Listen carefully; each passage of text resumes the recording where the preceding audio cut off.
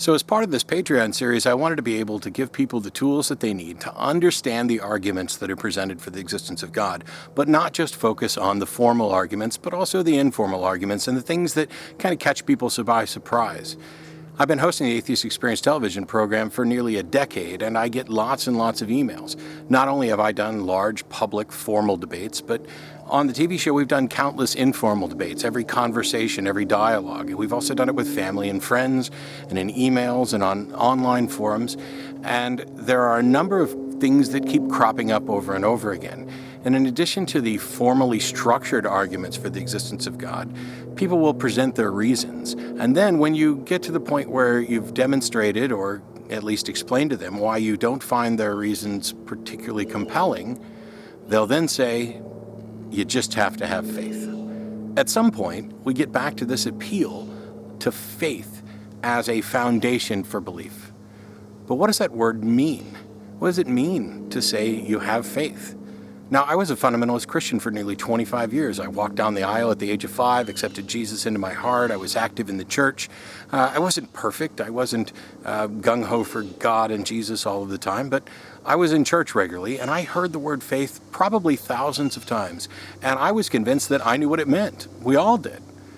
I knew how we used the term. I understood that, according to Hebrews 11:1, faith is the substance of things hoped for and the evidence of things unseen. But what does that mean? And as it turns out, there's so many different usages for the word faith that it's difficult to have any sort of conversation about it. Not only are you in this position where it appears to people that you have abandoned reason in favor of gullibility or incredulity, but that you're using a term that we don't even know what the meaning is. So let's take a look at faith today. And over the time that I've been doing the show, I get lots of email from people, and this is a very common question. How do you deal with people who are making appeals to faith? How do you reach them? For example, I get an email from my aunt, and we have this back and forth, and she's providing me all the reasons that she believes in Christianity or Hinduism or Islam. And when I challenge those things, and I say that I don't think that her evidence is particularly good, or that I don't think it's sufficient to warrant belief, well, she just goes back to, you have to have faith. How do you deal with that? Well, many times the first thing you're going to need to do is ask them for a definition. Now, in the course of doing the TV show, I have gotten to the point where I am happy to interrupt people. And this is generally viewed as rude. Oh, you're so rude. How come you interrupted them without letting them get to their point? In these sorts of informal conversations, it's not like there's rules, and if the goal is actual communication and clarity, it's not rude to interrupt. One of the things that I've been doing lately on the show is letting people know it's very likely that in the course of this discussion, I'm going to interrupt. And I'm doing this because either we need to define a term, or a point you've made is unclear, or a particular premise that you've begun with is one that I don't accept, or that I actually reject, or that I don't understand. And so interrupting to get clarity and then allowing them to continue, I don't have a problem with it. And I think that most people, if you do it respectfully, are going to recognize that this is the goal. If they're not willing to do it, then it may be the case that their primary goal is to preach. Their primary goal is to come in and say, bam, bam, bam, bam, bam, bam, bam, checkmate atheists, which is absurd. What I found in the course of doing the show is that if I allowed someone to present an entire argument where the first premise was dubious or ill-defined, and then I went back to that first premise to try to get clarity after they had presented everything, the responses were either, that's not what I said, or that's not what I actually meant, or I see how you might misunderstand that, or maybe it wasn't clear, so allow me to define it and expand now. And so you've spent several minutes having a conversation about one argument, and now you're going back to an initial premise, and you're going to spend several minutes on that as well. In a TV show format, it doesn't make sense to spend that much time. And so it's a lot easier for me to interrupt and say, look, this point needs to be clarified before we can proceed, because if I don't accept it, the rest of your argument is void. If you have this as a premise and I don't accept that premise, then the rest of your argument is irrelevant because we can never get to a point where we agree. So it's in our best interest to pause, define terms, clarify premises, and talk about what we do and don't agree about on a particular premise. So when you're engaging with family and friends, first of all, it's not always easy to take notes, and some people may kind of squirm a bit at the idea that you're writing down what they say, but I don't have a problem with the idea that if we're going to have this conversation, let's jot it down. Let me make some notes, and let's pause when we reach a point where we're no longer communicating effectively, and define our terms. Because one of the worst things we can do is just assume that we both mean and understand the same thing by God or faith or exist or reality or truth or epistemology or whatever word it is that you're actually engaging on, and continue to have this discussion where we're talking past each other. That doesn't help anybody.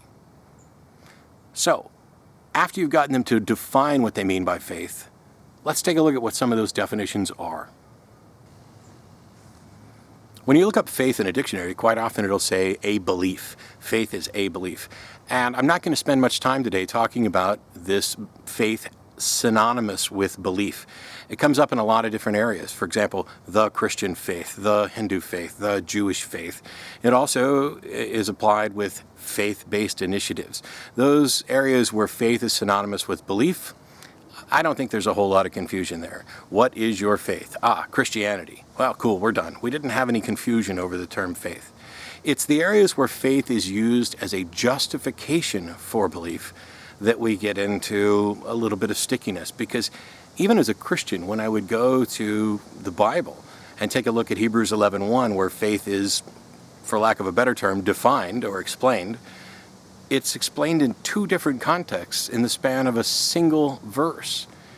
Hebrews 11:1 says that faith is the substance of things hoped for and the evidence of things not seen. Now, obviously, it's going to be a little bit different in different translations, and we can take a look at word etymology for faith and for substance and evidence. We can go back to the original text and try to find out what those people ended up meaning. And when we do, what we find is that when we say faith is the substance of things hoped for, that is really synonymous with confidence or trust. And that first part of the verse becomes faith is having confidence in the things you hope for, or trusting that the things you hope for are true. And the second part of the verse, where it says that faith is the evidence of things not seen, there it's a little more clear. There, faith is being used as the proof. Faith is the evidence. Now, in the span of this single verse, we've got two different definitions of faith, as if they were the same thing. As if the confidence that you have in a proposition is in fact the evidence for the proposition. For countless years, people have pointed out that this makes faith blind faith. It makes it gullibility. It is not a tool that is used to determine the truth of something. It is not a pathway to a greater understanding. It is merely a bald assertion that this is what I believe. So let's take a look at that. So when we look at that portion of the first part of the verse in Hebrews where it says that faith is the substance of things hoped for, and we're really just talking about a trust or a confidence or having confidence that this proposition is true, that we're correct. Well, that is not in and of itself useful. It doesn't tell us anything at all about whether or not the proposition is true, and it also doesn't tell us whether or not we have good reason to believe it, whether it's true or not. You see, if we try to believe as many true things and as few false things as possible, we need some mechanism, some utility, some heuristic model that allows us to evaluate evidence to determine if our belief about reality is reasonable. Not whether or not it's necessarily true, but whether or not we are in compliance with the best explanation for the evidence that we have. The truth of a proposition isn't affected in any way by the number of people who believe it, the length of time that these ideas have been around, or the level of confidence or trust that they have in those ideas. The truth of a proposition is also separate from whether or not you have good reason to believe that something's true. For example, the most reasonable conclusion about the relation of the Earth and the Sun for many years was that the Sun orbited the Earth. All of the available information supported that as a reasonable conclusion, and it was wrong. And meanwhile, the true situation, which is that the Sun is out there and the Earth orbits the Sun, unless you're talking to a geocentrist, in which case you're going to have this conversation again. But the true proposition is one that didn't have reasonable evidence supporting it for quite a while, until we discovered that evidence. And in both cases, whether it's true or not true, and whether we have a reason to believe it or not, The confidence level of our belief, the fact that we trust it, is completely irrelevant to any of this. It's merely an assertion. It's merely an expression that I believe this because I believe this. Getting people to recognize that that's what they're doing is one of the ways that you can address this. Now, when they say that they have this belief and it's based on faith, the natural reaction for many non-theists is just to point out, well, that's blind faith, that's gullibility. And the theist will often react, no, it's not. My faith is not blind. My faith is based on evidence. Well, let's think about that for a minute. If you believe something based on faith, and the faith is based on evidence, then what you're really saying is that your belief is based on evidence. The entire faith portion of that argument, that middle term, can be removed and it changes nothing. Because when you say that your belief is based on faith and your faith is based on evidence, all you're really saying is my belief is based on evidence and I am confident in the evidence. I am convinced that it's reliable and I am convinced that it is sufficient to warrant belief, which goes without saying. Because if you say that you believe something because of the evidence, you've already implied that you're confident in the reliability of the evidence and that this evidence is sufficient to warrant belief. And in that context, the word faith becomes completely useless. So let's just leave it out. And after we've addressed the evidence that your belief is based on, if you then say, well, you just have to have faith, what are you talking about now? Are you just saying you're going to continue to believe? In that point, aren't you just talking about faith as gullibility? Or are you talking about the second portion of the Hebrews verse, where faith is the evidence of things not seen? Faith is evidence? How does that work? Well, it turns out it doesn't work. If faith is actually synonymous with evidence, then just provide the evidence. There's no justification for calling it faith. All it does is add confusion to the conversation. If you want to say that I believe because of faith and faith is in fact the evidence, present the evidence. Oh, no. I don't mean that faith is synonymous with physical evidence or sound argument. I mean that my faith alone is the evidence. My trust or confidence is the only evidence that I need. When that happens, the person you're talking to has willingly abandoned reason. And this is the point at which most non-theists, most atheists who are actually engaging with believers get incredibly frustrated. Because quite often this conversation begins with appeals to reason, begins with evaluations of claims and the supporting evidence for them. Here's the Bible, this is what the Bible says, does it match with reality? Here's the Quran, this is what the Quran says, does it match with reality? As we investigate these things, we're talking about evidence. And when the evidence is demonstrated to be lacking, that it's either not reliable, or that it isn't sufficient, or that it merely hasn't convinced an individual that this proposition is actually true, what good is it then to appeal to faith?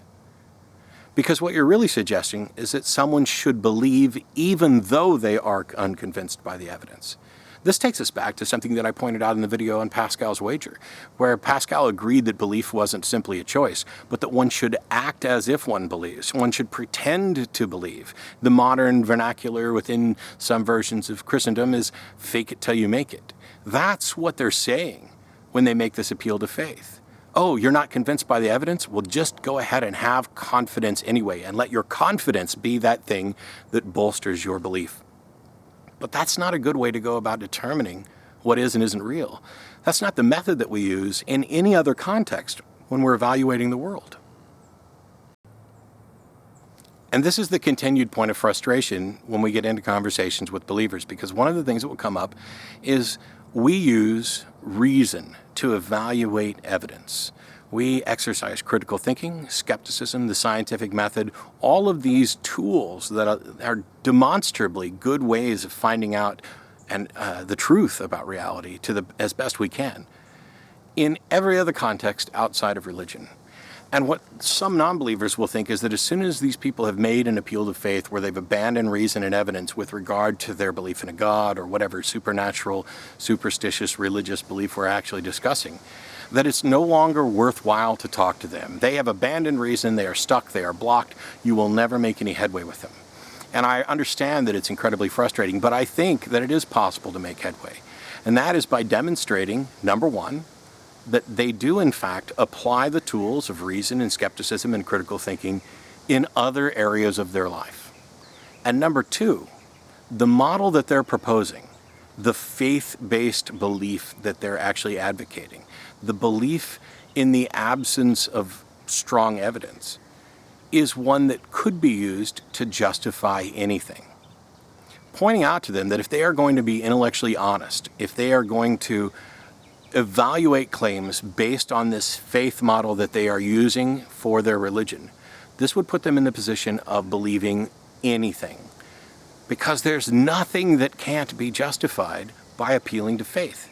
And if something can be used as a justification for everything, then it shouldn't be used as a justification for anything.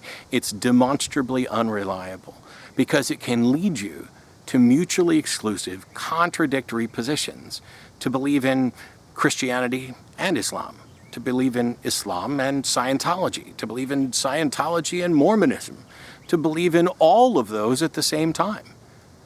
If your foundation is an appeal to faith, what can't you justify with faith? And getting them to recognize this fundamental flaw is what you need to do. Anytime you come up against a roadblock where you're dealing with specific claims and someone kind of abdicates their dependence on reason, it's worthwhile to set aside the doctrine, set aside the actual subject of the conversation at that point, and move on to a meta-discussion about epistemology, about how do we go about discovering what is reasonable to believe and what's not reasonable to believe. And should we then take the answer to that question and apply it universally, apply it to any question that comes up? Because if we're going to use it for everything else, and we're not going to use reasoned evaluation of evidence for a religious belief, now we've engaged in a fallacy that's known as special pleading, where we've carved out this one little area for our treasured belief, and reason and evidence can't touch it. Now, while you might not be able to convince them that that's wrong, and you certainly aren't going to be able to do it immediately, you can point out the hypocrisy there and how this could be done by anyone for any belief. And that's one of the keys to getting them to recognize what they've done.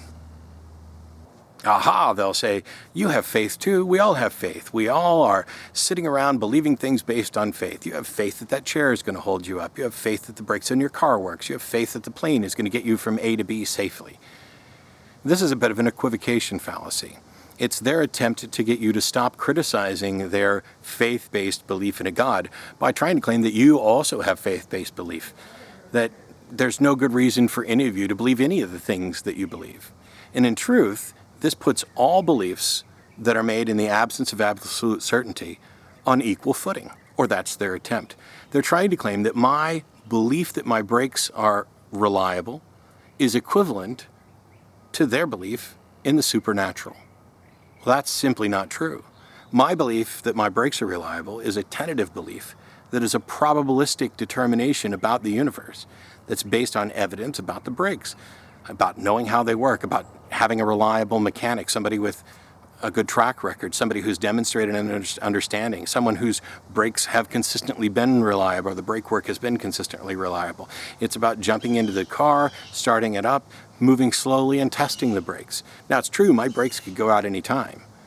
But do we really think that my confidence that my brakes are working is the same or on the same footing as their confidence that there's a supernatural being who's the creator of the universe and the governor of the universe who cares about their sex life? I mean, it's just patently absurd. It is an attempt to avoid the obvious problem, and that is that they have a belief that is not in accordance with the best evidence. And because we all are faced with making decisions in the absence of absolute certainty, they might as well say, hey, you have faith, you have faith, you have faith. Nothing. We can't know anything. It's an appeal to our inability to have absolute certainty and absolute confidence, and a way of equating all of those so that theirs is supposedly above criticism. And it's simply not worthwhile. And when I say it's not worthwhile, what I'm really talking about here is the fact that they're admitting that they don't have a good reason. They're admitting that their belief is not based on good evidence. And in doing so, they're trying to say, oh, yours is bad, yours is bad, yours is bad too. I'm reminded of the criticisms that people have made of religion. And quite often what you'll hear is, well, you're just as bad. Or this other religion is just as bad. Not telling me anything about how good yours is. It's an admission of defeat as soon as they try to claim that the rest of us are operating on faith too. Because we can demonstrate that if we are in fact all operating on faith, if we are making decisions in the absence of absolute certainty, that these are still not on equal footing. I'm convinced that people actually do care about reason and evidence. That this is the way we live our lives primarily. We look around the world, we make decisions based on our best understanding of the best available evidence. When people make appeals to faith, they are abandoning that foundation. And it's tempting to continue thinking that they're just forever beyond your reach, that they have given it up and will never return. Exposing the problems of abandoning reason is the key to getting them to accept it and acknowledge that what they're engaged in is a bit of special pleading, that they've carved out some special area for their God so that it doesn't fall under the rules of reason and evidence that they use everywhere else. Getting them to recognize that this is hypocritical, that it could be used to justify anything, is one of the best things that you can do. Getting them to define their term is also particularly useful, because that gives you an avenue to address whether or not what they're saying is in fact reasonable. It's certainly possible that somebody could come up with a definition of faith that is completely compatible with reason. But I have my own definition of faith. Mark Twain once said, supposedly, faith is believing what you know ain't so.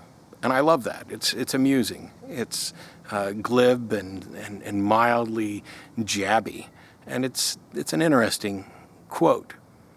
I love a quote from David Hume as well, and that is, the wise man proportions his belief to the evidence. That's the foundation of sound epistemology. That's what we're doing when we're engaging critical thinking and skepticism and scientific methods to evaluate claims. But my definition of faith is one that I think addresses how people use it conversationally, and both prongs of that passage from Hebrews, where it's the substance or the confidence or trust of the things that you hope are true, and where it's the evidence. And it's this. Faith is the excuse people give when they believe something and don't have a good reason. If you have good reasons, you present those good reasons, and faith never enters the picture. It's never even mentioned.